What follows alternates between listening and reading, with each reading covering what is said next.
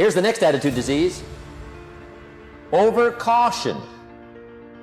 Some people never will have much. They're too cautious. Now, you can also be too reckless, but you can also be too cautious. This is called the timid approach to life. And my caution was always the risk. Risk used to drive me right up the wall. I used to say, what if this happens? It's called the language of the poor. What if this happens? And on top of that, if this was to happen, look at the fix I'd be in. I better not try. I could always ace myself out. Then I'll tell you what changed my whole life when I finally discovered it's all risky. The minute you were born, it got risky. If you think trying is risky, wait till they hand you the bill for not trying. If you think investing is risky, wait till you get the tab for not investing. See, it's all risky. Getting married is risky. Having children is risky. Going into business is risky. Investing your money is risky. It's all risky.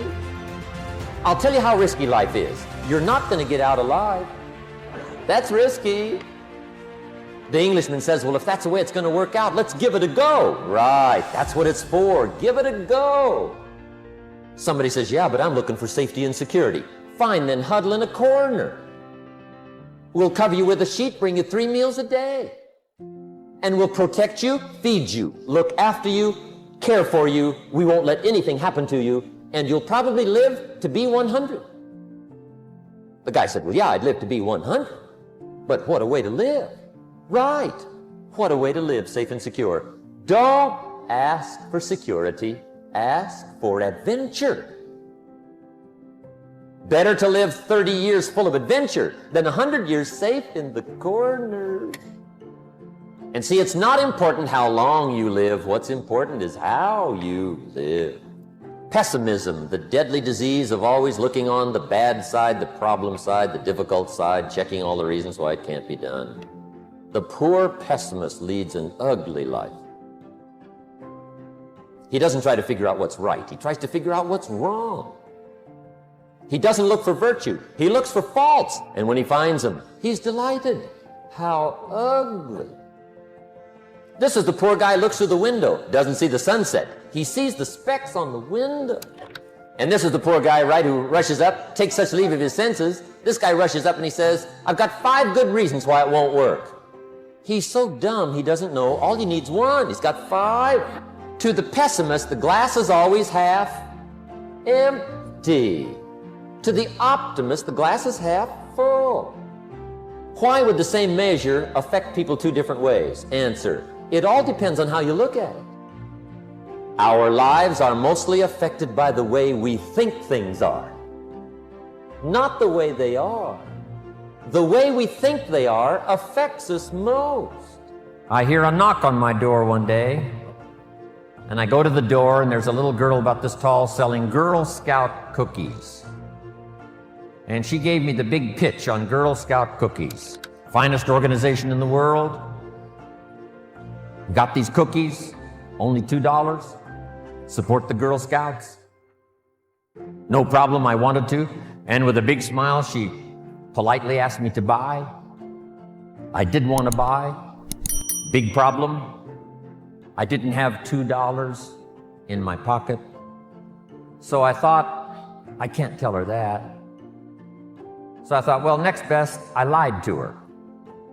And I said, look, I've already bought lots of Girl Scout cookies. I've still got plenty in the house that we haven't eaten yet. She said, well, that's wonderful. Thank you very much. And she leaves. When she leaves, I say to myself, I don't want to live like this anymore.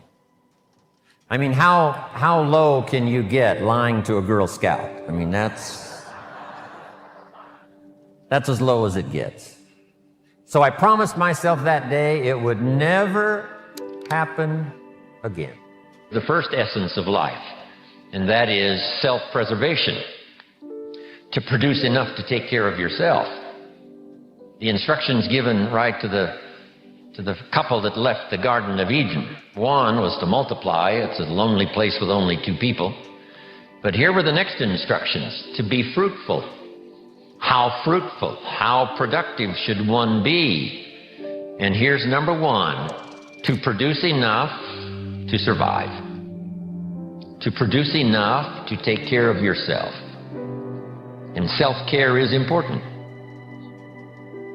If you're flying on an airplane, the flight attendant says if for some reason we run out of oxygen, these oxygen masks will fall from the ceiling, and if you have children with you, quickly take care of them, then take care of yourself. No. They say what? Put your mask on first.